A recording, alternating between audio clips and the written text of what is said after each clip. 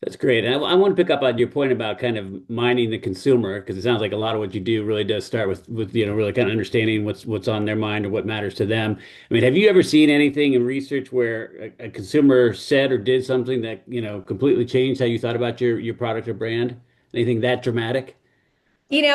People do all kinds of wild things in research. That's the best part of it, of doing, whether it's focus groups or lots of shop-alongs. We did tons of shop-alongs with people shopping for TVs and streaming players when I was at Roku. So just being face to face with them or in their homes or on ethnographies is so valuable.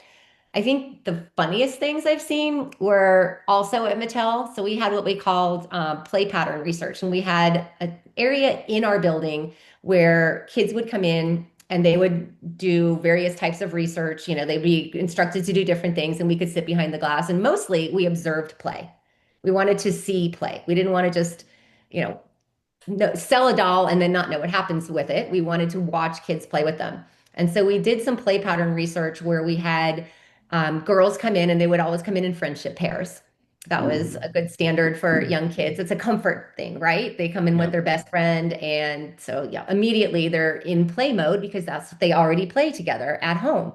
And we would give them a variety of dolls to play with and then just let them do what they wanted. And I think the funniest thing to me was how Ken came into the picture. And it's kind of funny after seeing the Barbie movie too to think back on this because poor Ken, we said he's not a doll, he's an accessory. This poor man gets no part in any of the play. I've seen kids literally sit down, they have Barbie, they have, Skipper or friends, Teresa sitting there playing, and then one of them will grab Ken and go, "Well, I'm going to work." Toss him. I saw a girl toss Ken over their shoulder into the corner, and he never came back into the play.